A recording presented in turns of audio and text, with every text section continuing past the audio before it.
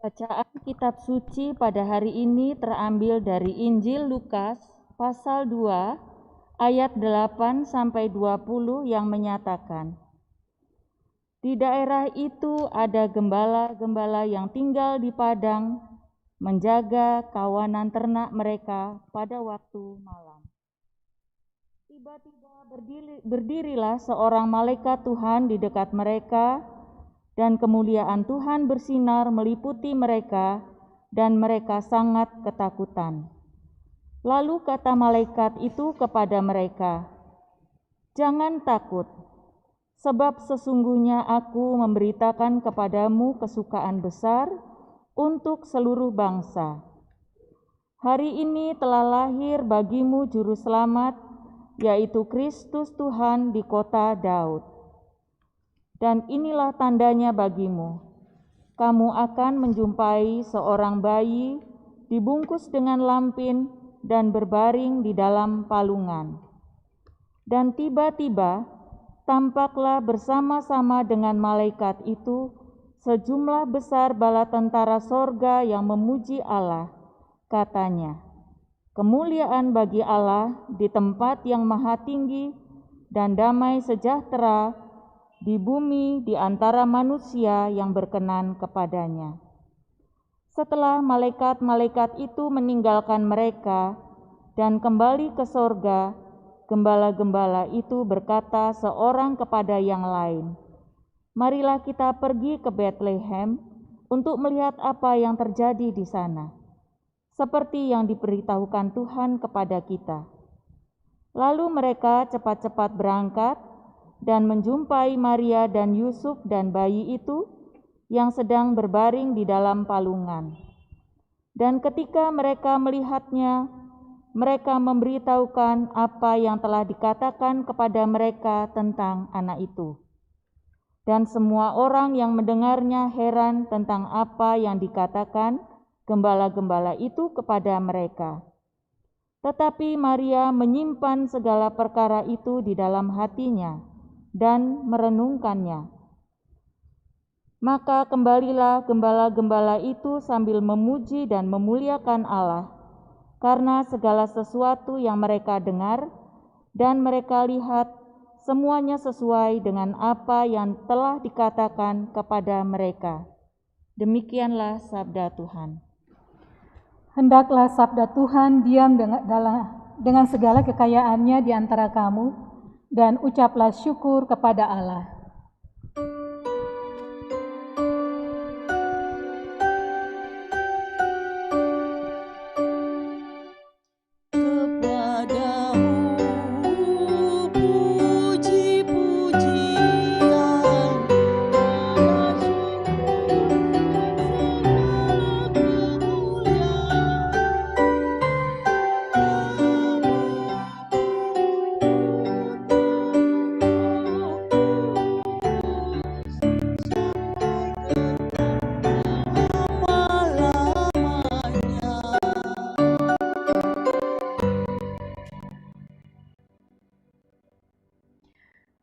Selamat sore Bapak Ibu, saudara semua, baik yang hadir di sini maupun yang ada di rumah masing-masing. Tema khotbah hari ini adalah tentang aliran karismatik. Saudara-saudara, tema kita hari ini tentang karismatik yang berasal dari kata karisma. Karisma yaitu keadaan atau bakat yang dihubungkan dengan kemampuan yang luar biasa dalam hal kepemimpinan seseorang untuk membangkitkan pemujaan dan rasa kagum dari masyarakat terhadap dirinya. Tapi dalam kekristenan, karismatik dimaknai juga sebagai karunia Roh Kudus yang luar biasa yang diberikan kepada orang beriman supaya mereka melayani umat. Bacaan kita hari ini berbicara tentang para gembala yang diberikan karunia Roh Kudus untuk menyaksikan kelahiran Tuhan Yesus kepada orang lain. Di kalangan orang Yahudi, para gembala ini seringkali digambarkan sebagai orang-orang yang kasar, yang tidak mengindahkan bermacam-macam peraturan masyarakat, Dan seringkali para nabi Yahudi memandang rendah kepada mereka sebab mereka hampir tidak mempedulikan aturan agama dan moralitas mereka dipandang rendah. Imam-imam Yahudi menganggap mereka tidak dapat dipercaya sama sekali, sehingga mereka tidak diperbolehkan sebagai saksi di depan pengadilan. Tentunya akan sulit bagi mereka juga untuk menyebarkan kabar kelahiran Tuhan Yesus kepada masyarakat luas, apalagi bisa memperoleh tanggapan dan dukungan positif. Orang tidak akan percaya bila berita keselamatan itu disampaikan oleh para gembala. Akan lebih pas bila disampaikan oleh pemuka atau pemimpin agama Yahudi. Juga akan lebih cepat, lebih lancar, mudah di tengah masyarakat kalau disampaikan oleh lembaga keagamaan yang dianggap sebagai pihak yang menyebarkan kebenaran. Tetapi kita melihat hal yang berbeda, bahwa melalui malaikatnya Allah justru menjumpai mereka dan memberitahukan tentang kelahiran Yesus pertama-tama kepada mereka. Allah telah membuat mereka menjadi saksi-saksi pertama dari kelahiran Yesus, dan yang pertama-tama menceritakan apa yang mereka dengar dan lihat mengenai Yesus. Mereka adalah orang-orang pertama yang melihat anak domba Allah yang menghapus dosa dunia. Namun mereka sendiri mengalami ketakutan ketika mereka melihat malaikat Tuhan menampakkan diri di depan mereka. Karena penampakan malaikat Tuhan dalam Alkitab senantiasa dipahami sebagai Allah yang menampakkan dirinya, berbicara dan bertindak kepada manusia di dunia. Tetapi mereka mendapatkan kasih karunia Allah, di mana malaikat itu mengatakan jangan takut. Karena malaikat itu pada dasarnya menyampaikan kabar baik, kabar sukacita tentang kedatangan juru selamat dunia bagi gembala dan juga bagi seluruh umat di dunia ini. Kabar keselamatan itu disampaikan kepada para gembala bukan karena perbuatan baik mereka, tetapi karena kemurahan Allah agar mereka mendapatkan kesempatan untuk menjadi orang-orang yang dilayakkan, dibenarkan, dan berkenan kepada Allah. Ini jelas berbeda dengan anggapan kita, bahwa karunia itu hanya diberikan kepada mereka yang rajin mengurusi keagamaan atau mengurusi ibadah, seperti kaum Farisi, ahli Taurat, atau mereka yang terhormat.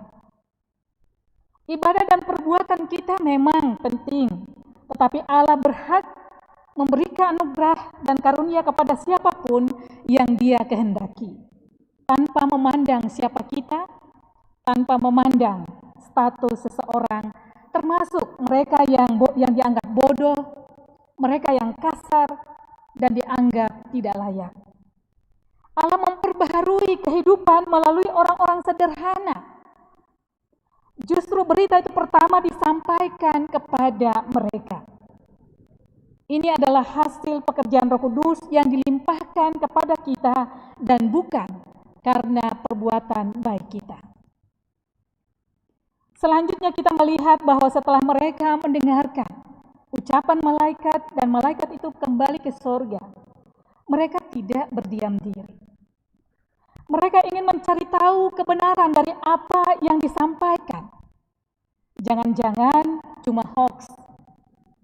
Tidak benar apa yang disampaikan oleh para malaikat. Dan ini bisa kita hubungkan dengan ayat 20 yang mengatakan, karena segala sesuatu yang mereka dengar dan mereka lihat, semuanya sesuai dengan apa yang dikatakan kepada mereka. Artinya mereka bersikap kritis dan tidak menerima begitu saja apa yang telah disampaikan kepada mereka. Bandingkan dengan orang-orang saat ini yang gampang sekali termakan hoax tanpa mengecek dulu kebenaran dari apa yang mereka dengar. Apa yang dilihat di media sosial, apa yang didengarkan langsung ditelan mentah-mentah tanpa mengecek kebenarannya. Lalu yang terjadi adalah emosi, berkelahi, berkonflik satu dengan yang lain. Jadi kendati para gembala dari kalangan orang yang rendah dan seringkali dianggap sebagai orang yang bodoh, tetapi kita melihat ternyata mereka masih bisa berpikir untuk mencari tahu dan menguji apa yang mereka lihat dan dengar, walau mereka tidak diberitahukan di mana tempatnya. Dalam teks kita hanya dikatakan di kota Daud. Mereka berkata satu dengan yang lain, marilah kita pergi. Saudara-saudara, mereka memang percaya, namun kepercayaan mereka ditegaskan oleh dan melalui pengalaman mendengar. Pergi, melihat atau menjumpai, dan bercerita atau memasyurkan apa yang diberitahukan kepada mereka dan apa yang telah disaksikan tentang anak itu. Bahwa anak itu adalah Mesias yang kekuasaannya mendatangkan keselamatan bagi seluruh dunia. Mereka menyampaikan berita itu kepada Maria dan Yusuf dan kepada setiap orang yang berada di sekitar palungan dan kepada siapapun yang mau mendengar. Saudara, ada dua reaksi yang muncul ketika gembala yang sudah diberikan karunia dan karisma itu menyampaikan berita keselamatan itu. Yaitu ada pihak yang merasa heran. Heran artinya penuh keraguan, bisa juga ketidakpercayaan, tapi bisa juga menunjukkan pada sikap takjub kepada apa yang mereka dengar. Dan ada pihak lain yang menyimpan perkara itu di dalam hatinya dan merenungkannya, yaitu Maria. Saudara-saudara, di sini kita melihat bahwa karisma atau karunia itu diberikan untuk menyampaikan kabar kesukaan kepada orang lain atau untuk melayani Tuhan, bukan untuk disimpan bagi diri sendiri. Karunia itu digunakan untuk melayani semua orang, bukan hanya untuk melayani sebagian orang. Mereka yang kaya, mereka yang terhormat, mereka yang saleh, tidak. Tetapi untuk melayani semua orang. Dan seharusnya gereja memulai pelayanan bersama dengan orang-orang yang sederhana, sama seperti yang dilakukan oleh Allah kepada para gembala dan juga yang dilakukan oleh Yesus melalui pelayanannya. Dimulai dari mereka yang sederhana, mereka yang terabaikan, mereka yang terlupakan. Tapi yang seringkali terjadi adalah sebaliknya. Gereja hadir sebagai karunia bagi orang yang terhormat dan ancaman bagi mereka yang miskin, mereka yang lemah, mereka yang mengalami diskriminasi di dalam kehidupan ini. Mereka yang dianggap rendah, mereka yang terpinggirkan.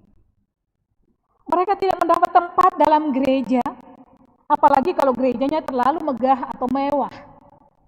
Orang miskin, orang yang rendah akan merasa sungkan untuk masuk ke gereja yang terlalu megah atau mewah.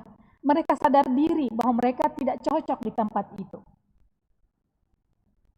Mereka seringkali hanya dijadikan sebagai objek pelayanan dari gereja, tetapi mereka tidak menjadi bagian dari gereja tersebut. Yang parah, ada juga banyak orang yang hidup di dalam kehidupan sehari-hari yang justru menggunakan karunia dari Tuhan untuk diri sendiri. Misalnya ada para pendoa, merasa punya karunia untuk berdoa, menyembuhkan orang gitu ya. Tetapi doanya pasang tarif. Saya pernah mendengarkan ya, ada sekelompok orang yang menawarkan untuk berdoa tapi ada tarifnya. Berapa menit ya, 50.000, 500.000 gitu ya. Jadi karunia itu digunakan untuk mencari keuntungan pribadi. Atau para pengkhotbah yang merasa dirinya berkarisma. Dan karisma itu menjadi milik mereka serta digunakan untuk mencari uang atau popularitas. Mereka menganggap karunia yang dimiliki adalah karena kekuatan mereka sendiri, bukan dari Allah. Jadi mereka menggunakan itu bukan untuk membawa orang, umat kepada Allah, kepada Yesus, tetapi sebaliknya untuk membawa orang kepada diri mereka sendiri atau kepada si pengkhotbah itu. Mereka merebut apa yang seharusnya untuk Tuhan dan ditujukan untuk diri sendiri. Padahal karunia atau karisma itu pemberian yang diterima untuk disaksikan kepada orang lain. Hidup si pembawa karunia itu seharusnya tetap sama seperti para gembala. Hidup mereka tidak berubah oleh karena keuntungan material yang didapatkan oleh pemberitaan mereka. Kita melihat selanjutnya bahwa berita Natal atau kelahiran Kristus itu mampu membangkitkan kehidupan baru bagi para gembala. Tidak ada perasaan minder dan rendah diri, yang ada hanya keyakinan dan harapan yang didasarkan pada Kristus Tuhan yang mereka sembah. Mereka bersukacita memuji dan memuliakan Allah karena pembaharuan diri yang terjadi. Dan mereka mengucap syukur karena itu. Meski mereka harus kembali ke padang, ke belantara hidup yang masih sama tantangannya. Ini adalah spirit para gembala yang perlu kita contohi. Apapun sikap orang terhadap kesaksiannya. Si penerima karisma harus kembali ke kehidupannya dengan penuh syukur. Para gembala kembali ke padang. Kembali kepada domba-domba mereka. Mereka kembali sebagai orang-orang yang betul-betul telah merayakan Natal, merayakan kelahiran Yesus Kristus, dan yang telah mengerti apa artinya merayakan Natal. Mereka kembali ke padang dengan hati yang dipenuhi sukacita. Mereka memuji dan memuliakan Allah karena apa yang mereka dengar, apa yang mereka lihat, semuanya sesuai dengan apa yang telah dikatakan kepada mereka. Kita juga akan merayakan Natal dengan sukacita dan penuh ucapan syukur. Kendati dengan cara yang sederhana di tengah COVID-19 ini. Tanpa mengabaikan atau meremehkan mereka yang menjadi korban COVID. Saya mau mengatakan bahwa COVID telah mengajarkan kita bagaimana merayakan kelahiran Tuhan dengan cara yang benar, yaitu dalam keluarga. Perayaan Natal pada awalnya dirayakan di dalam keluarga, bukan di gedung-gedung, bukan di restoran, bukan di mall, bukan di hotel, ataupun di tempat-tempat yang lain. Dan itu dirayakan di dalam kesederhanaan, tanpa pesta dan makanan yang berlebihan. COVID mengajak kita di masa Natal ini untuk pulang ke rumah, pulang ke keluarga kita. Kehidupan keluarga kita kembali hangat, kembali menjadi harmonis, ramah, dan akrab, yang mungkin selama ini tidak dapat kita rasakan lagi, karena kesibukan kita masing-masing, karena permasalahan kita di antara satu dengan yang lain, yang menjauhkan kita dari anggota keluarga kita sendiri. Hati manusia semakin tenang dan merasakan cinta sejati dalam keluarga. Kita perlu berterima kasih pada musuh kita, yaitu COVID-19, dan memang manusia butuh musuh untuk memberinya teguran dan kekuatan. Saudara-saudara, saya ingat sebuah ilustrasi tentang seorang mandor bangunan yang berada di lantai 5 dan ingin memanggil pengerjanya yang lagi bekerja di bawah. Setelah sang mandor berkali-kali berteriak memanggil, si pekerja tidak dapat mendengarkan Karena dia sibuk bekerja dan juga karena bisingnya mesinnya yang sedang dihidupkan pada saat itu. Dia hanya fokus pada apa yang sedang dia kerjakan. Tetapi sang mandor terus berusaha agar si pekerja mau menoleh ke atas, lalu dia menjatuhkan uang 1.000 ke bawah. Dan kebetulan uang 1.000 itu jatuh di samping dari pekerja itu. Tetapi si pekerja itu hanya memungut uang 1.000 tersebut dan melanjutkan pekerjaannya. Sang mandor akhirnya melemparkan 100.000 ke bawah, ya, dan berharap bahwa pekerja itu mau menengadah sebentar ke atas. Akan tetapi pekerja hanya melompat kegirangan karena dia melihat, oh kok ada uang 100.000 gitu ya. Dia senang sekali, tetapi setelah dia mengambilnya, dia kembali asik bekerja lagi. Dan pada akhirnya si mandor itu melemparkan batu kecil ke atas kepala dari si pekerja itu dari atas. Dan memang tepat mengenai kepalanya. Dan karena kesakitan, si pekerja ini lalu menoleh ke atas. Dan dia mendengarkan panggilan atau perintah atau minta tolong dari si mandor di atas. Jadi mereka bisa berkomunikasi karena dia menengadahkan kepalanya ke atas. Saudara-saudara kasih Tuhan, Tuhan selalu menyapa kita, memberi kita sedikit maupun banyak rezeki. Namun kita selalu sibuk dan lupa untuk menengadah bersyukur kepada Allah. Bahkan kita sering tidak mau tahu dari mana rezeki yang kita peroleh dan mungkin kita mengatakan kalau dapat rezeki, oh ini hoki saya. Bukan karena berkat Tuhan, bukan karena anugerah Tuhan. Kita sibuk bekerja dan melupakan Sang Pemberi anugerah itu. Saudara-saudara kekasih Tuhan, COVID masih berlangsung. Belum pergi dan kita tidak tahu kapan ia akan berlalu. Mungkin dia masih menunggu sampai kita benar-benar berubah menjadi baik kembali. Sementara kehidupan masih terus berlanjut, kita akan kembali di padang belantara kehidupan yang mencekam ini. COVID mengingatkan kita bahwa ada yang maha kuasa dan bahwa kehadiran Tuhan dengan cintanya akan memberi kita kekuatan dan pengharapan untuk pada akhirnya membuat COVID menjauh. Waktu akan memberitahu kita segalanya. Waktu juga akan membuktikan apa yang benar.